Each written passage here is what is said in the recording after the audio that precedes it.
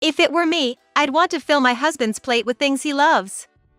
Like his favorite fried chicken, or I'm also good at making ginger pork," said a woman working at Ryan's workplace, with her competitive spirit on full display. This was supposed to be a friendly barbecue event. Knowing full well that I am his wife, what a way to assert dominance. Naturally, I couldn't just ignore this. Asking Ryan got me nothing but feigned ignorance. Amidst all this, Maria collapsed in the bathroom, but Ryan acted as if he didn't know. Unbelievable for a father. I had a bad feeling, so I set a trap at home. I'm sure these clueless people will slip up. I'm looking forward to seeing what I'll do then. It'll be too late for regrets when the time comes, but I wonder if those two will realize it. My name is Julie Turner. I'm a 38-year-old housewife, but during the day, I work as a salesperson at an office supplies company. Many people spend a lot of time in offices, so I joined this company thinking that using comfortable office supplies could make work more enjoyable. At 30, filled with enthusiasm at my first promotion, the job I was assigned to was related to an office move. The person I frequently met as the client's representative turned out to be my future husband, Ryan. I'm so glad I asked Julie for help. Thank you. Ryan, usually so talkative, hesitated, which made me think something was up. What's wrong, Ryan? Well, it's just that, Julie, you're so good at your job. And I love my job. Even on my days off, I find myself thinking about work. Then Ryan stood up suddenly, his face turning bright red as he looked at me.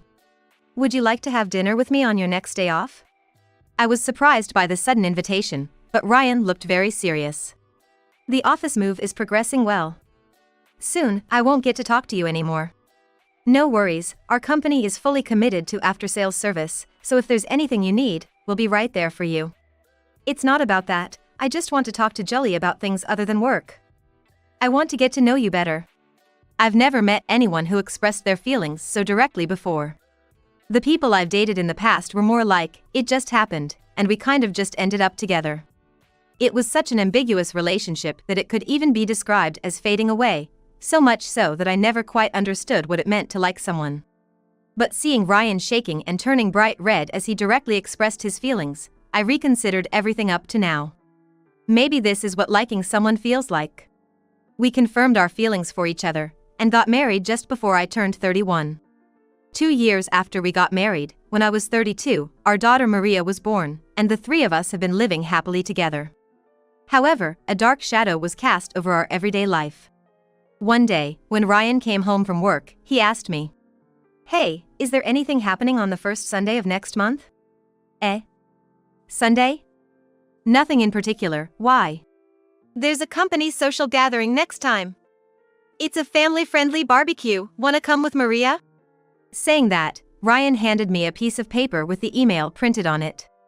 A social gathering, huh? This is the first I've heard of it. Have these events happened before?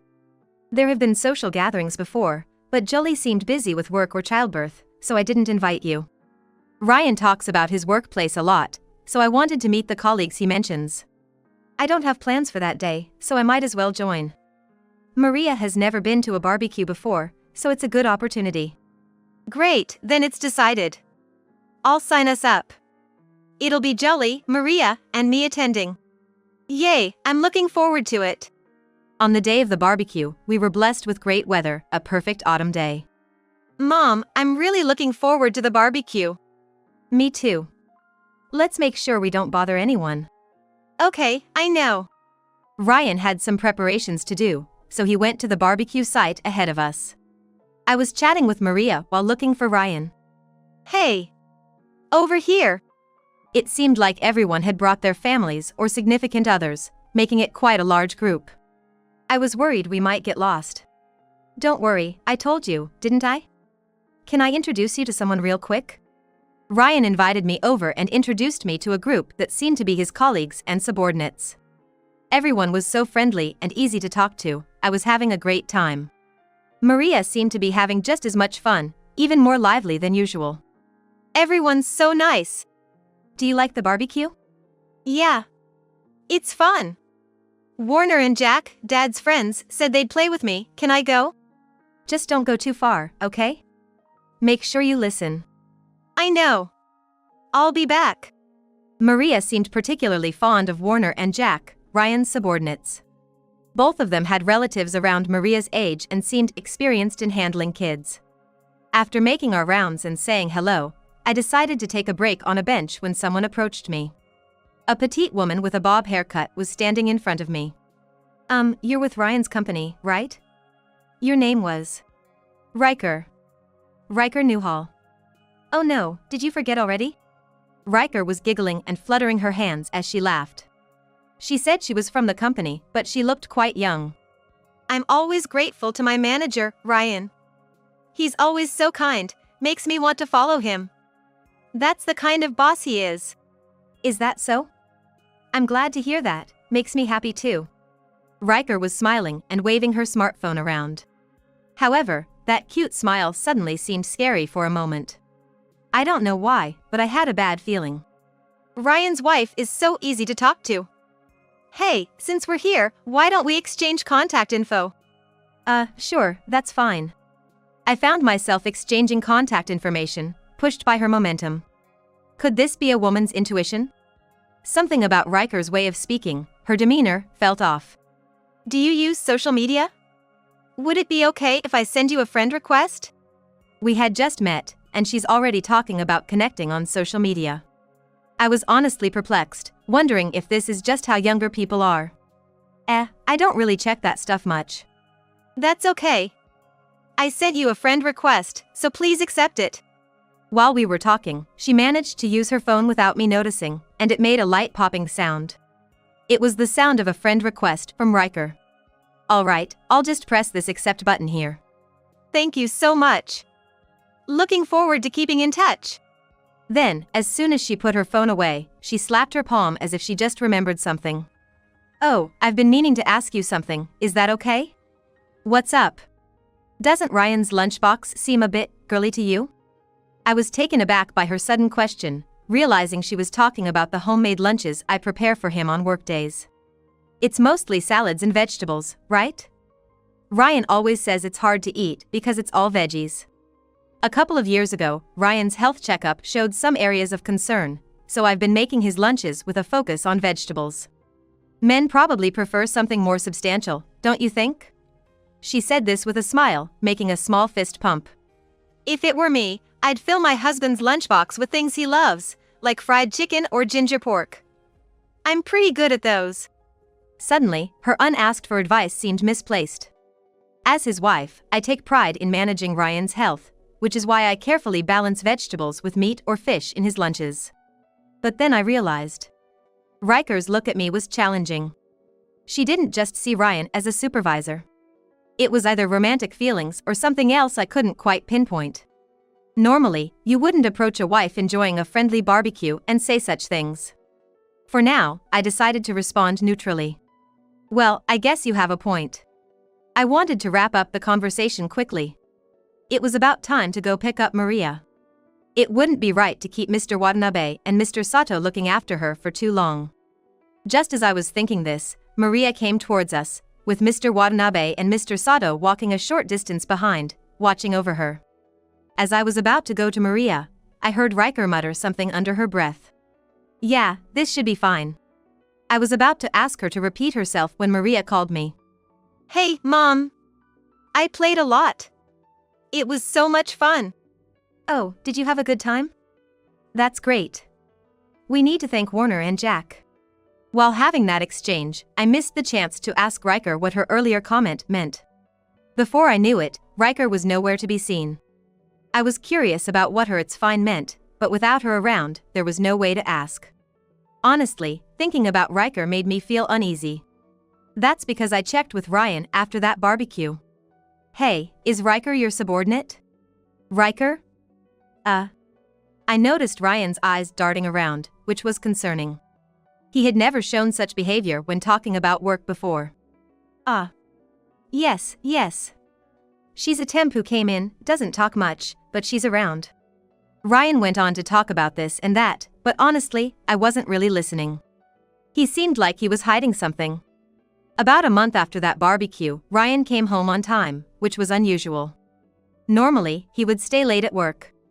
That's because Ryan tends to think that working overtime is just part of the job. We've had conversations about his overtime before.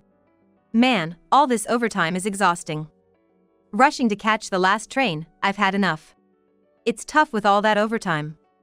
But with more subordinates coming in, maybe your workload will lighten up? No way. Can't just delegate everything. Plus, I've only been a manager for a month, can't be leaving early, right? For someone who had those conversations, coming home on time felt odd. You're home early today. Something happen? No, not really. Just thought I should spend more time with the family. Is that weird? It was nice to have him home early for a change, given that his work hours have been long since we got married, and he hadn't had much time with Maria on weekdays. So, I'm gonna try to come home earlier from now on. Can help Maria with her homework and even bathe her. That would be nice. Maria would be happy, right? Then, I thought I saw Maria twitch slightly. Yeah, sure. How about I give you a bath now? I watched Ryan and Maria head to the bath, then opened my smartphone. It's become a habit to check my phone at 7 p.m. for any work-related messages. Today, there were no messages. I could have just closed my phone, but I noticed an app update for social media and logged in after a long while. I don't usually use social media, so the interface felt unfamiliar after so long. That's when I saw a post from Riker, who had sent me a friend request after the barbecue, and I became somewhat curious about what was written. There were subtle hints of another person's presence, like another plate slightly in the frame or two shadows aligned. It seemed like she was with someone other than her. I could have stopped looking there, but I found myself scrolling through her other posts and past activities. I can't explain why I was so drawn into peering into someone else's daily life. But I can only describe it as having had some kind of premonition. Then, a particular post caught my eye. Wait, what's this? No way. The post seemed ordinary. We're working hard at our study session with the person I admire, read the caption, accompanied by a photo of a notebook and pen. But in the corner of the photo, there was a pen that looked like it belonged to Ryan. Could I be mistaken? But maybe it was just a pen he lent her. I wanted evidence that nothing was going on between Riker and Ryan. However, I found a decisive photo. The caption "Hope we can always be together" was attached to a diary-like post in what appeared to be a hotel room. But unmistakably, in the corner of the photo was Ryan's wallet. I wanted to believe it was a mistake. Yet, there was a definite reason I could say it was Ryan's. I had custom ordered it for him, choosing the lucky color based on his birth date and that year's fortune. It was quite a unique shade, impossible to mistake. This meant Riker and Ryan were in the same room. The hotel name was even written. And this post saying, "I hope we can always be together," seemed quite meaningful. I was almost certain from this social media post, but without concrete evidence, there wasn't much I could do, so I decided to check with Ryan. Ryan, can I ask you for a favor? What's the favor? I need to visit a client tomorrow, can I borrow your transit card? I usually drive when I visit clients, so I don't have a transit card. Ryan commutes by train and walking, so he naturally has one. The weather is supposed to be clear tomorrow. Plus, I plan to come straight home after work, so you can use it tomorrow. Thanks. I'll borrow it then. I connected the borrowed card to the card reader attached to our home computer. The usage history immediately appeared on the screen. Looking through it, a certain station name caught my eye. He had been using this station every 2 or 3 days. Moreover, he had suddenly stopped visiting this station about a month ago. This station is on the opposite side from his office. Then I remembered something. Among the posts Riker made on social media was one including this hotel. The hotel in the photo where Ryan's wallet was visible is nearest to this station, right? One day, Ryan was about to take Maria to the bath. But Maria seemed unwell and reluctant to join him. I'm feeling a bit sick. What? You're saying you won't take a bath? That's unhygienic. Ryan was grabbing Maria's hand, trying to lead her to the bath. I was concerned and called out to them from behind. Hey, Maria looks unwell. How about just a shower today, or I can bathe her tomorrow morning if she feels better. Then, Ryan, as if refusing my suggestion, waved his hand and continued towards the bathroom. Worried, I stayed in the living room when I heard a thud like someone collapsing. Fearing the worst, I rushed towards the bathroom and found Maria had fallen. Maria was lying on the floor, frothing at the mouth. Panicking and not knowing what to do, I watched Ryan walk past me as he got dressed. "It's nothing serious, just leave it." "What do you mean it's nothing serious?" "Just don't worry about it, it happens all the time." Saying this, he quickly went back to his study. I called after him, but Ryan didn't turn back, leaving me filled with disbelief. Then, I noticed Maria seemed to be saying something. However, I couldn't quite make out what she was saying. I leaned closer to Maria's mouth, trying to catch her words. "What's wrong, Maria?" "Daddy, I'm sorry." I thought it couldn't be nothing, so I decided to take her to the hospital. I felt anxious until we arrived at the hospital, but the doctor's words were a wake-up call. "I see, she collapsed frothing at the mouth." "Yes, that's right." I wasn't in the bathroom at the time, so I didn't see her collapse. "Was there anything unusual?" I remembered something and told the doctor. She seemed to be apologizing to her father. I might have misheard, though. "Apologizing, huh?" Then, the doctor seemed to ponder for a moment before speaking to me. "And where is her father?" That." I couldn't just say he told me to leave it and went to his study, never to come out. As I hesitated on how to answer, the doctor seemed to sense something and said, "Apologizing desperately to her own father while in a state of semi-consciousness, frothing at the mouth, suggests something might have happened. You think so too, right?" For now, Maria seems to be regaining consciousness and doesn't appear to have any issues. However, it might be best for her to skip school tomorrow and the day after, just to be safe. Saying this, the doctor typed no issues into her chart. But I couldn't help wondering if it was really okay to leave Maria with Ryan. What if something happens to her again? The thought made me restless, and I came to a decision. I couldn't forgive Ryan for acting as if he had nothing to do with Maria collapsing in the bathroom, pretending as if nothing was wrong. Thinking there must be some reason behind Ryan's attitude, I decided to take immediate action. "Maria, how about we go to Grandma's house for a while? Can you be a good girl and listen to what Grandma says?" Maria, looking unwell possibly due to her collapse, weakly nodded to my words. Holding Maria, I headed back to my parents' house. After explaining the situation to my parents, they warmly welcomed Maria. Grateful for their understanding, I decided to go back home once. I sneaked into the house and headed for the living room. At the edge of the living room, I grabbed the toy camera from the shelf and pressed the button. Though it was Maria's toy camera, modern cameras have good performance, capable of recording despite being labeled as toys. I turned on the toy camera and placed it back on the shelf. Just to be sure, I also left my unused smartphone in recording mode. This recording app syncs with my regular smartphone, so I can immediately check any recordings made. Surely, something evidential would be captured. Hoping for the best, I left the house. Then, I executed a plan. I called Ryan on his smartphone. "Hey, Ryan? Remember Maria collapsed in the bath earlier? Even if she's resting, I can't look after her tomorrow morning because I have an early start. So, I've asked my parents to watch her." Ryan's voice came through, sounding strained. He must be worried about where this could lead. He was probably thinking about how to maneuver without being at a disadvantage. "What about you then?" "I can't come back for a while, not until Maria's condition improves." "You'll be okay on your own, right?" Ryan's voice seemed momentarily relieved. He didn't bother hiding his relief, and his voice grew louder. "Yeah. I'll be fine, so you do your thing over there." With that, the call ended. Being away from the house for a while, I expected some sort of action would occur. That night, I received a notification that the unused smartphone's recording app had activated. The recording was accessible remotely, so I immediately checked the audio, which seemed to involve Ryan and Riker. Riker's sugary, nasal voice was unmistakable. I recognized it from the barbecue, and such a voice was not something one could easily forget. In the audio, they talked about coming into the house, intending to engage in inappropriate activities.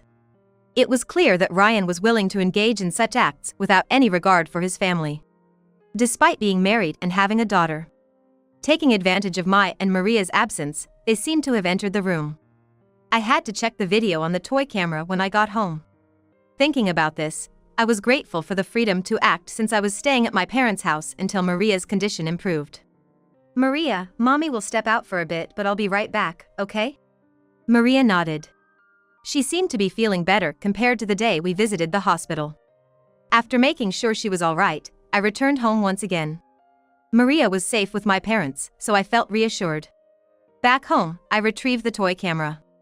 Despite my anxiety about potentially confronting Ryan, I figured I could just review the content right then and there if necessary.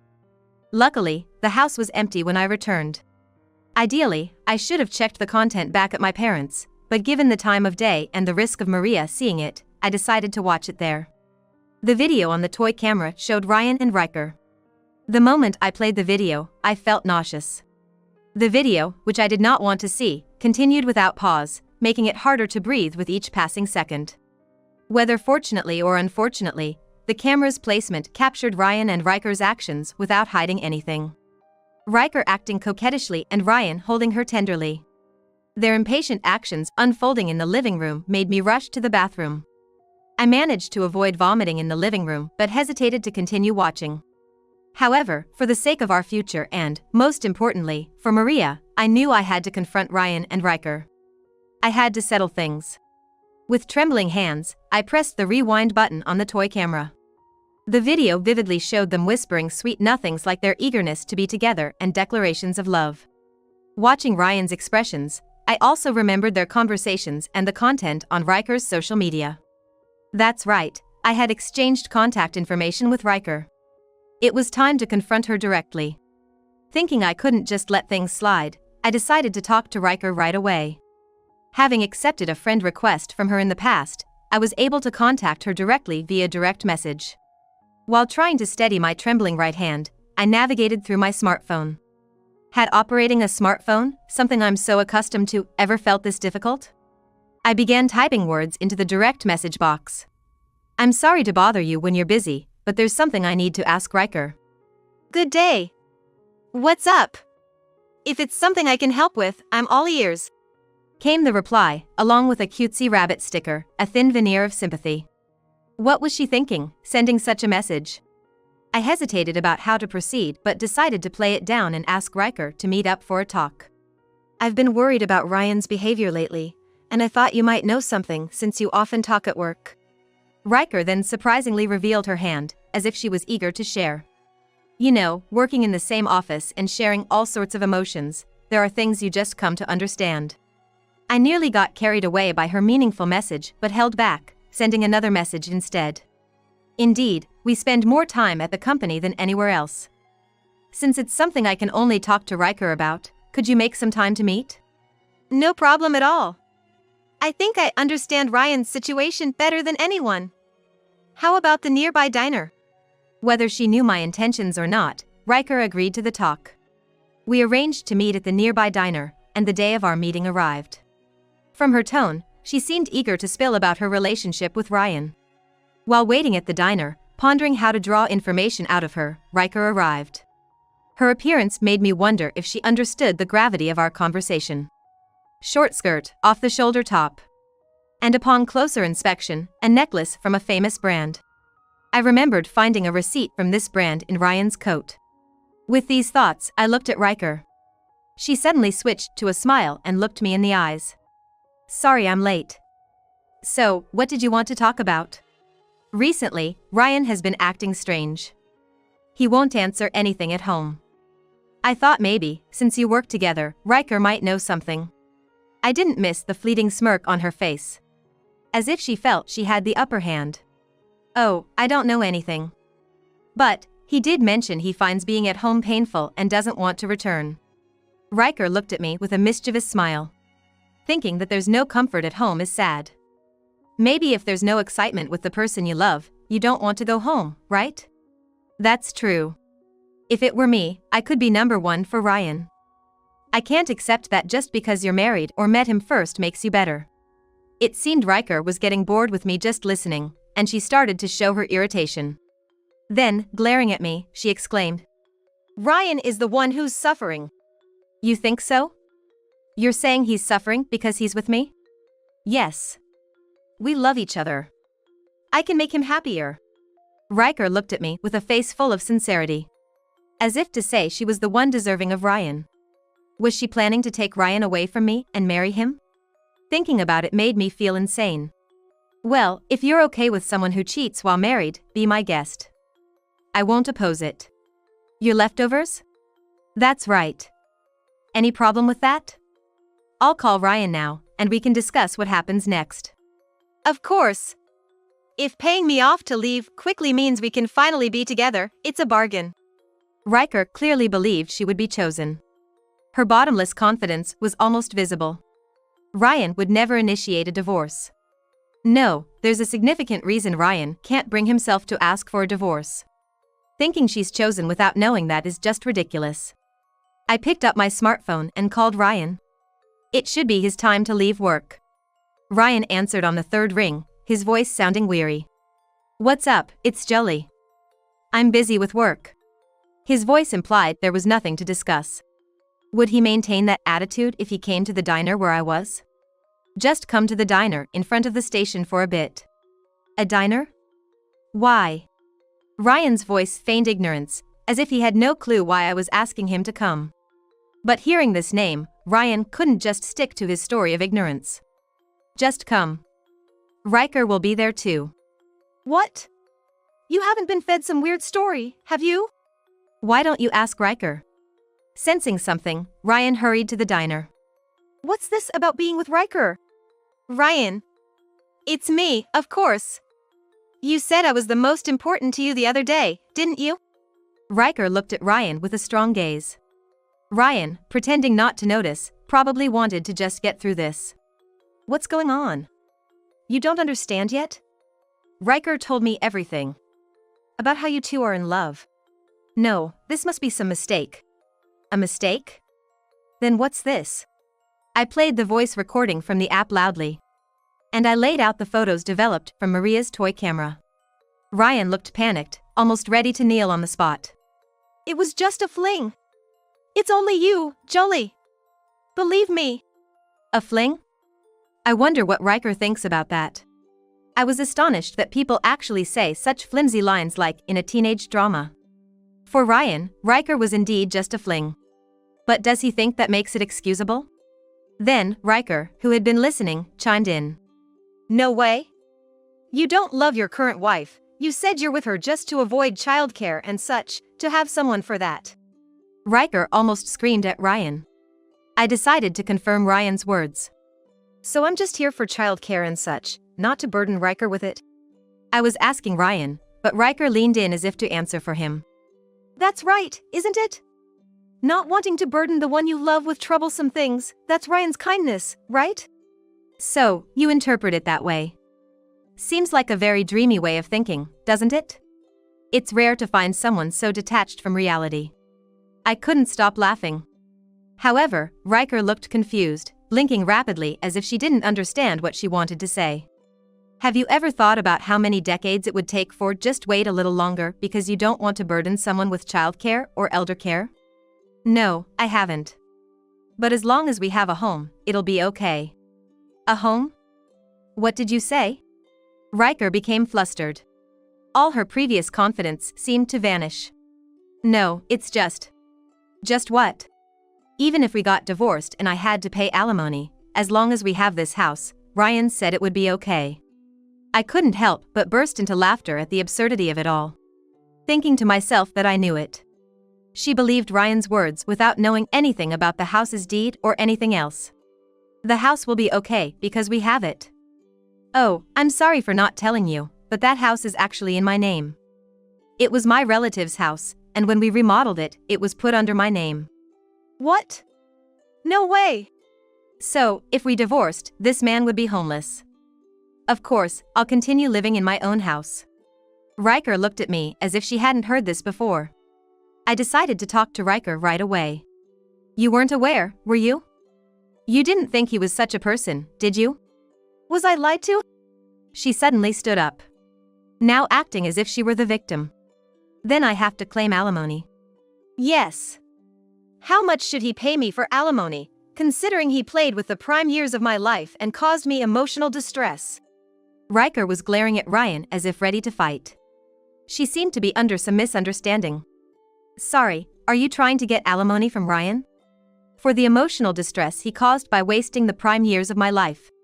What are you talking about? I'm the one who should be claiming compensation from you for adultery.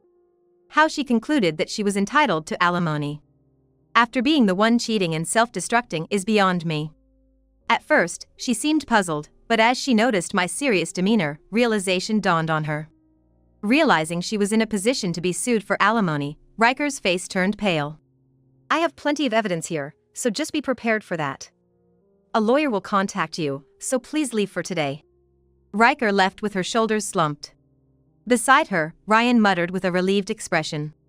Man, I really got myself involved with a crazy one. In that regard, Jolie, you really make me feel at ease. Let's keep it up. Why do you think you're getting off scot-free?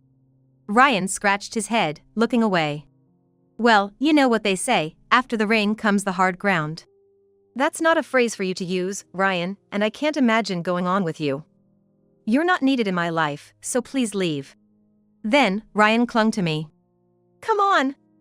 It's over with Riker, so it should be fine, right? What, you've already put it in the past for yourself? You don't seem to grasp the seriousness of what you've done. Pack your bags today or tomorrow and leave. We're getting a divorce. Don't say that! Come on! As I told her, and you should know too, that house is in my name. Don't make me repeat myself. In the end, I sued Riker and Ryan for alimony, and Ryan and I divorced. Riker tried to negotiate a lower amount, claiming she was just a temp and didn't have much money because she was young, but I didn't budge.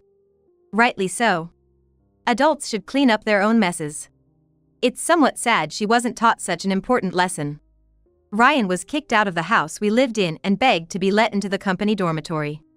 But the company, somehow aware of our divorce drama, refused him entry. No obligation to house someone of bad conduct, it seems. Moreover, he became infamously known at work for messing with a temp, pointed at behind his back. Rumors spread at an incredible speed, and all the clients he had scattered like baby spiders. Well, he got what he deserved. Since separating from Ryan, Maria and I have been enjoying our life together. Maria vaguely remembers being neglected during her time of need. Actually, I saw Dad walking with a woman I didn't know when coming back from cram school. When I asked about it while bathing, Dad suddenly said scary things. Scary things? Like what? Maria hesitated but then, as if making up her mind, started to speak. You'll be separated from Mom. You know what to do if you don't want that to happen, right? I'm sorry I didn't notice, Maria. No, it's okay. It was shocking to find out Dad was that kind of person, but I'm fine because I can be with Mom. Maria said, smiling. I can't keep dwelling on the past. It's time to focus on making life with Maria as fulfilling as possible.